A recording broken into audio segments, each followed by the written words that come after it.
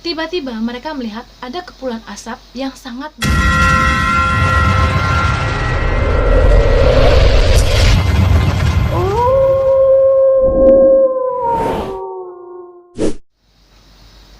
Assalamualaikum, terima kasih sudah mampir ke channel ini. Bagi teman-teman yang menonton video ini, semoga teman-teman selalu diberikan keberkahan, kelancaran usahanya, kesehatan, dan selalu dilindungi oleh Allah Subhanahu wa Ta'ala. Amin.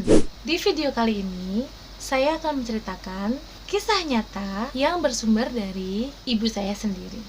Saya biasa memanggil ibu saya dengan sebutan Mama. Pengen tahu cerita selengkapnya?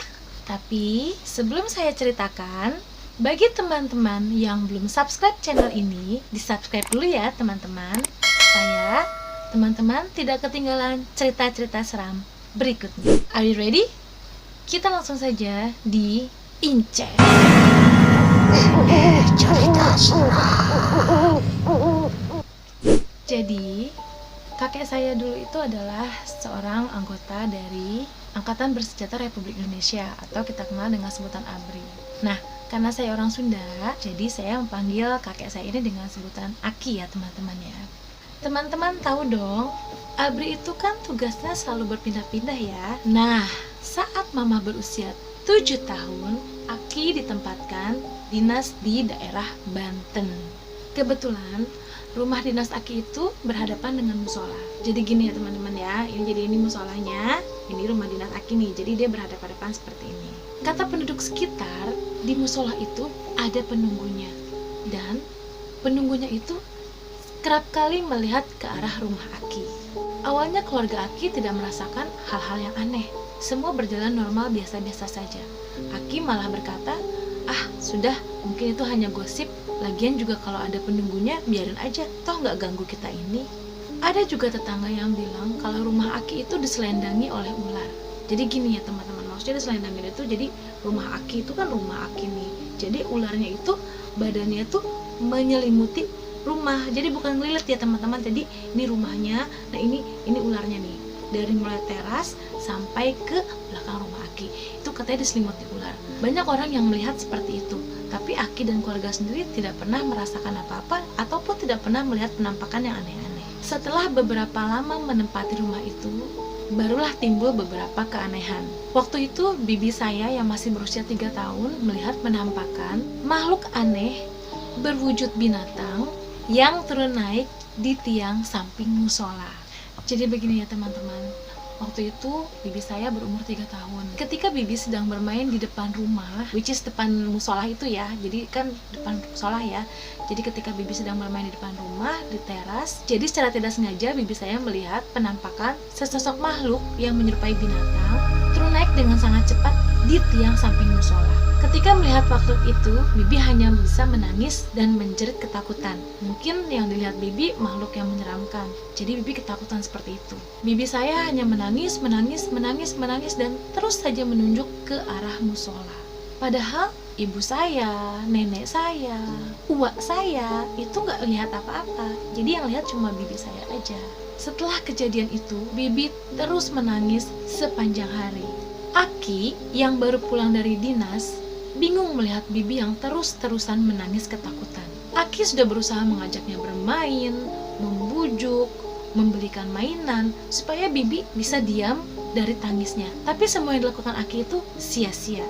Bibi terus saja menangis. Sampai akhirnya ada tetangga yang menyarankan, ini saya sebenarnya agak nggak masuk akal ya teman-teman ya. Tapi teman-teman pernah dengar nggak mitos orang zaman dulu itu kalau ada makhluk halus yang mengganggu di sekitar rumah, cara mengusirnya adalah dengan cara bertelanjang, berputar mengelilingi rumah selama 3 kali. Pernah dengar nggak mitos itu? Nah, itulah yang dilakukan oleh Aki saya. Aki waktu itu mengikuti saran tetangga. Karena zaman dulu kali ya, jadi mitosnya masih kuat ya. Jadi Aki melepas semua pakaiannya pada tengah malam, lalu mengelilingi rumah selama 3 kali. Selesai mengelilingi rumah, Aki datang ke kamar bibi saya yang waktu itu masih digendong oleh nenek saya. Lalu wajah bibi saya diusap. Dan ajaibnya, bibi saya yang menangis tiba-tiba berhenti menangis dan langsung tertidur. Ajaib ya teman-teman ya. Kok bisa kayak gitu? Mungkin waktu kakek saya mengelilingi rumah itu sambil telanjang, hantunya pada malu kali ngeliat kakek saya ya, jadinya dia langsung pada kabur gitu. Wallahu alam. Singkat cerita, dinas Aki di Banten sudah berakhir.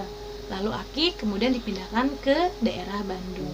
Nah, karena dinas Aki pindah ke daerah Bandung, jadi sekeluarga semuanya pindah dong ke Bandung. Dari mulai nenek saya, mama saya, bibi saya, dan uak.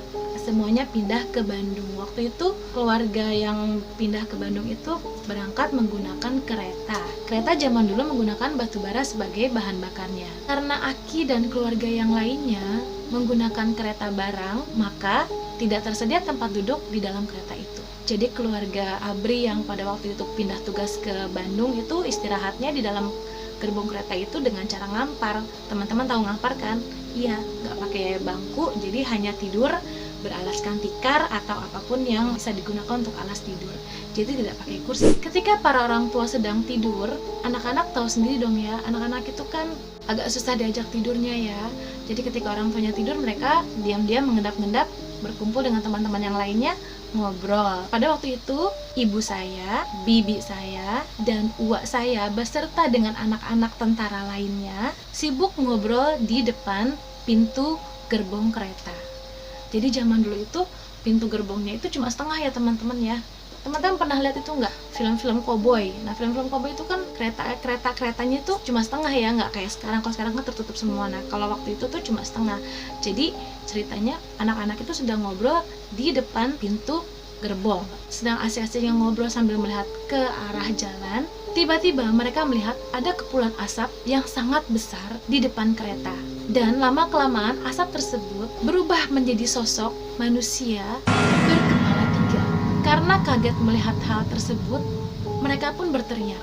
Dan seketika itu juga, pintu kereta tiba-tiba terbuka dan mereka hampir saja jatuh keluar kereta. Beruntungnya pada waktu itu, ibu saya sempat dipegang uak saya. Jadi ibu saya tidak jadi terjatuh. Kalau saja waktu itu uak tidak sempat memegang tangannya mama, mungkin mama sudah jatuh dan entah bagaimana nasibnya sekarang. Mungkin saya nggak akan ada di sini kali ya teman-teman ya.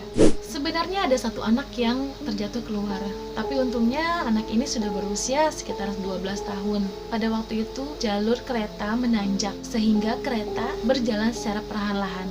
Jadi anak itu yang tadi terjatuh bisa dengan segera mengejar kereta lalu kembali masuk ke dalam kereta dengan selamat. Setelah kejadian itu, anak-anak tidak ada lagi yang berani melihat keluar kereta, apalagi berdiri di depan gerbong kereta.